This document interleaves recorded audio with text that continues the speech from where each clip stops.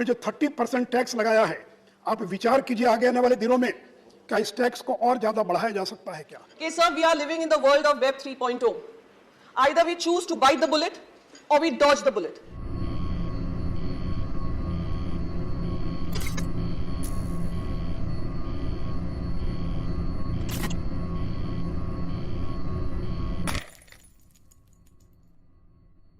दोस्तों आज की डेट में इंडिया में जो सबसे ज़्यादा हॉट टॉपिक चल रहा है और जिसको लेके काफ़ी क्रिप्टो कम्युनिटी परेशान है वो है टैक्स। जैसा कि आपको मालूम है कि 1 अप्रैल से जो टैक्स है 30% टैक्स जो लेवी किया गया है वो एप्लीकेबल हो जाएगा।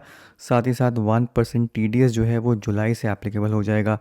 तो इसको लेके एक कंपाइलेशन वीडियो मैंने बनाया था। अगर आपने लास्ट वीडियो देखा होगा तो पार्लियामेंट में किस तरीके की डिबेट हुई, किस तरीके के पॉइंट्स रखे गए, उसका एक कंपाइलेशन वीडियो है। अगर आपने नहीं देखा है तो वो ज़रूर देखिए ताकि आपको एक पर्सपेक्टिव पता लगे कि किस टाइप की चीज़ें हैं जो डिस्कस करी गई, क्या थॉट प्रोसेस चल रहा है हमारे पार्लियामेंटेरियंस का।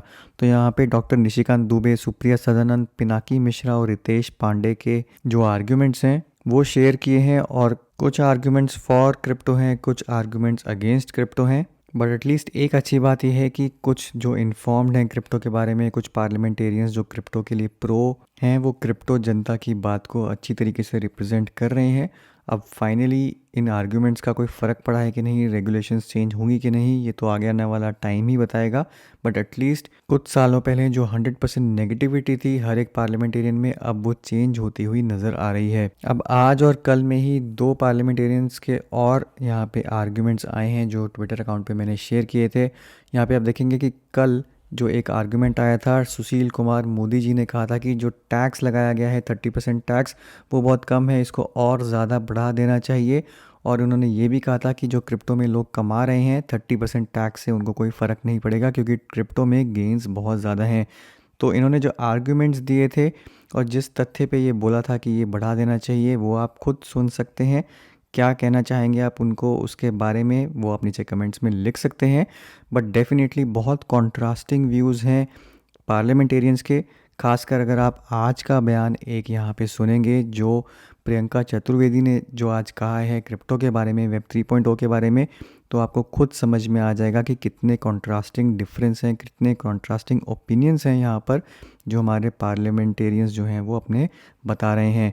बट एटलीस्ट जैसे मैंने बोला कि अच्छी बात यह है कि जो इन्फॉर्म्ड पार्लियामेंटेरियंस हैं, जो क्रिप्टो को थोड़ा सा बीच में स्टडी कर चुके हैं, जो उसके बारे में जानते हैं, वो ऐसे ऐसे पॉइंट्स रेज कर रहे हैं जिनका आंसर देना बहुत मुश्किल पड़ेगा उन लोगों के लिए जो क्रिप्टो के अगेंस्ट हैं। तो ये जो दोनों वीडियोस हैं मैं आप लोगों के लिए एंड में इस वीडियो के प्ले कर दूंगा तो आप खुद सुन सकते हैं। बट उससे पहले जैसे अब जो इम्प्लीमेंट हो चुका है 1 अप्रैल से 30% जो टैक्स लगेगा उसके लिए आप क्या कर सकते हैं और क्या आगे पॉसिबिलिटी है, क्या ये कम हो सकता है कि नहीं, इसके बारे में थोड़ा सा बात कर लेते हैं। तो सबसे पहले तो मैं यहाँ पे रेफ़र करूँगा सोनू जैन जो कि एक टैक्स कंसल्टेंट हैं, क्रिप्टो टैक्स कंसल्टेंट। उन्होंने एक बहुत अच्छा यहाँ पे थ्रेड लिखा है जहाँ पे हर एक चीज़ यहाँ पे इंडिविजुअली कवर करी है। ट्विटर पर आपको ये थ्रेड मिल जाएगा, मैं नीचे अपने डिस्क्रिप्शन में लिंक भी कर दूंगा कि आप कैसे नेक्स्ट फाइनेंशियल ईयर में अपना क्रिप्टो टैक्स जो है वो मैनेज कर सकते हैं। यहाँ पे salary, consultancy, air drops, mining, जितने भी तरीके हैं क्रिप्टो से अर्न करने के, हर एक के लिए यहाँ पे डिटेल में इन्होंने थ्रेड प्रोवाइड किया है विद एग्जांपल्स। और इसी को अगर आप वीडियो फॉर्म में भी जाना चाहते हैं तो क्रिप्टो इंडिया चैनल पर आईडी के साथ यहाँ पर इन्होंने एक सेशन किया है जो 37 मिनट्स का यहाँ पे सेशन है और वही सारी चीज़ें यहाँ पे इंडिविजुअली डिटेल में इन्होंने डिस्कस करी हैं। तो ये वीडियो भी आप आके देख सकते हैं। अब ये जो टैक्स इम्प्लीमेंट हो चुका है जो नेक्स्ट फाइनेंशियल ईयर से आपको देना पड़ेगा, क्या इसमें कुछ होप है, क्या ये कम होगा कि नहीं, क्या कुछ यहाँ पे हो सकता है? तो एक जो होप है यहाँ पे जो थोड़ा बहुत मदद कर सकती है वो है यहाँ पे सुप्रीम कोर्ट का ऑर्डर। अगर इंडियन क्रिप्टो इंडस्ट्री यानी कि जो एक्सचेंजेज हैं, जो क्रिप्टो कंपनी हैं या फिर जो इंडिविजुअल्स हैं, अगर एक साथ मिलकर यहाँ पे सुप्रीम कोर्ट में एक PIL डालते हैं तो हो सकता है यहाँ पे फेवरेबल डिसीजन आए क्रिप्टो के अगेंस्ट इंडिया में, जहाँ पर ये जो 30% टैक्स है और ये 1% TDS है इसको चैलेंज किया जा सके। तो ऐसा नहीं है कि इसके बारे में सोचा नहीं गया है। एक्सचेंजेस जो हैं, जो स्टार्टअप्स हैं, क्रिप्टो स्टार्टअप्स हैं, वो इसका सोच रही हैं। अल्टीमेटली ये PIL जो है वो फाइल होगी कि नहीं इसकी अभी डिटेल नहीं है, बट डेफिनेटली ये अंडर डिस्कशन है। अब विद इन इंडस्ट्री भी यहाँ पे मेंशन है कि कुछ डिफरेंट पॉइंट ऑफ व्यूज़ हैं, कुछ इसको सपोर्ट कर रहे हैं टैक्स को और encourage कर रहे हैं कि एजुकेशन से और डिस्कशन से इस चीज़ को रिजॉल्व किया जाए, ना कि किसी कोर्ट ऑर्डर से। बट कुछ लोगों का यहाँ पे पर्सपेक्टिव है कि यहाँ पे हमें सुप्रीम कोर्ट में एक एप्लीकेशन डालनी चाहिए। तो जो लीगल लास्ट रिजॉर्ट है would be in a form of public interest litigation और PIL. That is the legal way to go, but it won't be a single exchange. It would have to be a collaborative effort including crypto exchanges, NFT platforms and blockchain companies, since everyone will be effective.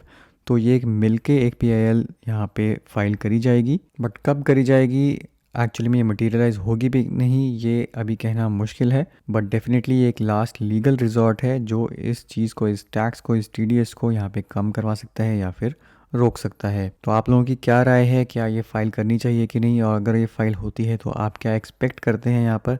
जो कुछ भी है अपनी राय नीचे comments में ज़रूर लिखिए। तो मेरी तरफ से आज का यही अपडेट था। अब आप सुन सकते हैं कि यहाँ पे प्रियंका चतुर्वेदी जी ने और यहाँ पे सुशील कुमार मोदी जी ने क्या बोला है क्रिप्टो के बारे में। मैं निर्मला जी से आग्रह करना चाहूंगा, ये क्रिप्टो आखिर है क्या? It is neither a commodity, it is neither an asset, it is not a good, it is not a service. तो ये है क्या? इसका कोई इंट्रिंसिक वैल्यू नहीं है, इसके पीछे कोई किसी कंपनी की ताकत नहीं है। और सती महोदय, मैं तो निर्मला जी से आग्रह करूंगा कि आपने जो 30% टैक्स लगाया है, आप विचार कीजिए आगे आने वाले दिनों में क्या इस टैक्स को और ज्यादा बढ़ाया जा सकता है क्या? सती महोदय, ये क्रिप्टो, ये गैम्बलिंग है, जुआ है, ये एक प्रकार की लॉटरी है, एक प्रकार का हॉर्स रेसिंग है, एक प्रकार की गैम्बलिंग है।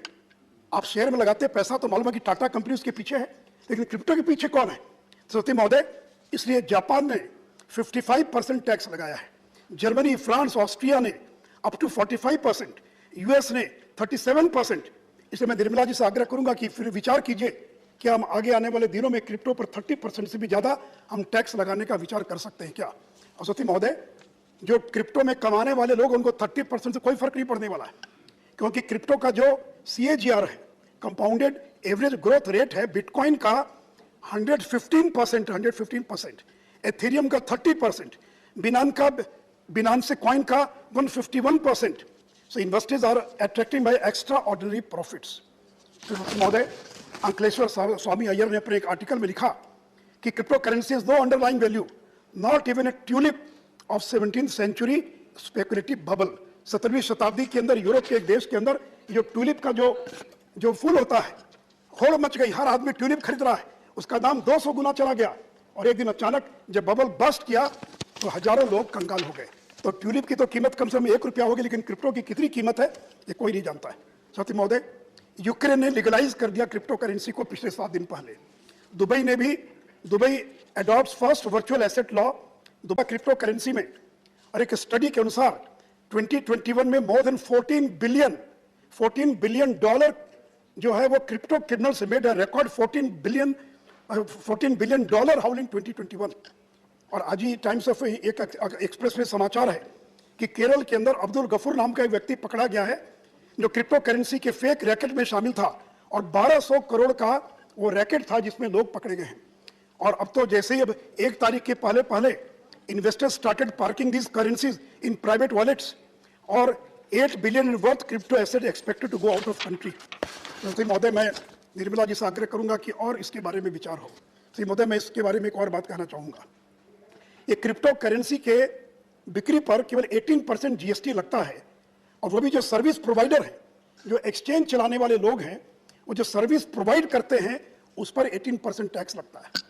मैंने 0 आवर में उठाया, तो मैं फिर इस बात की आपसे मांग करता हूं कि because it is no asset, no security, no commodity, no goods, no services, and cryptos are similar to lottery, casinos, betting, gambling, horse racing, और इन सारी चीजों पर पूरे ट्रांजैक्शन वैल्यू पर 28% टैक्स लगता है। अगर आप लॉटरी में 100 रुपया लगाएं तो आपको 28 रुपया टैक्स देना पड़ेगा। अगर आप कैसीनो के अंदर बेट लगाएं 1000 रुपया तो 28% टैक्स देना पड़ेगा, और गोल्ड पर भी 3% GST है।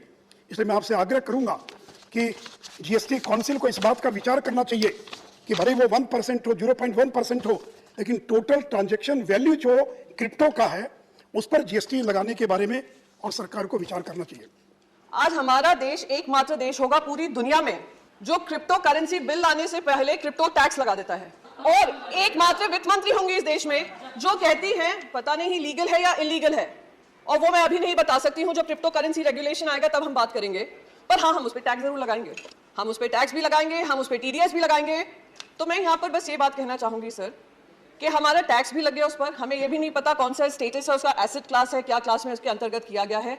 जिस तरीके से बताया गया इस पर टैक्स लगाओ, टैक्स लगाओ, टैक्स लगाओ और बढ़ाओ क्योंकि बाकी सारे देश कर रहे हैं, उससे मुझे ध्यान आता है और शायद सभी को ध्यान होगा, जब देश में कंप्यूटर आया था, देश में जब कंप्यूटर आया था तो हमारा ये विपक्ष ही था जो बैलगाड़ी लेकर बाहर आकर अपोज कर रहा था, कहा था लाखों लाखों युवा बेरोजगार हो जाएंगे, बेरोजगारी चरम सीमा पे बढ़ जाएगी, ये सरकार युवा विरोधी सरकार है। और क्या हुआ? कंप्यूटर आने के बाद अगर किसी देश को सबसे ज्यादा फायदा हुआ, देश के युवाओं को फायदा हुआ, वो भारत के बच्चों को फायदा हुआ।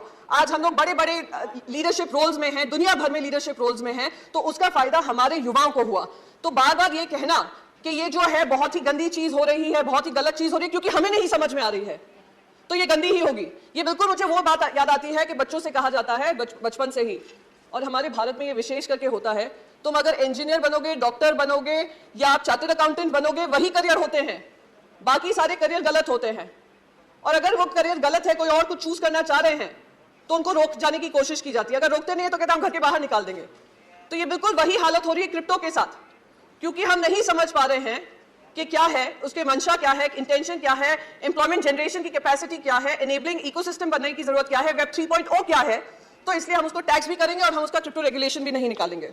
सर मैं एक चीज यहाँ पर बहुत इंपॉर्टेंट, दूसरी चीज यहाँ पे कहूंगी, मैंने आपको कंप्यूटर का उदाहरण दिया, ऐसे ही इंटरनेट जब आया था, देश में ही क्या दुनिया में, हर डिस्ट्रप्टिव टेक्नोलॉजी आपको भी डिस्टर्ब करेगी, पॉलिसीज को डिस्टर्ब करेगी, और हमारी जिम्मेदारी बनती है कि हम उस टेक्नोलॉजी के आगे बनकर एक रेगुलेटरी फ्रेमवर्क बनाएं और इससे हम घबराएं नहीं।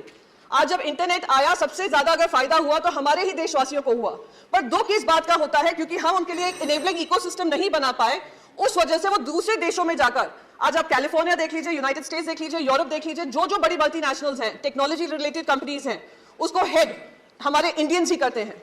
तो आज वही टैलेंट अगर हमारे देश में ऐसी कंपनीज बनाता तो क्या हमारे देश को फायदा नहीं होता? Sir I will just conclude with just one last bit कि sir we are living in the world of web 3.0. Either we choose to bite the bullet or we dodge the bullet. If we bite the bullet, we will be able to create an enabling ecosystem for our youth and empowering them and empowering the economy. If we choose to dodge the bullet, we can continue to feel great that Indians are doing well abroad. And we can continue to take pride in that reflected glory, but at the cost of empowering our own nation.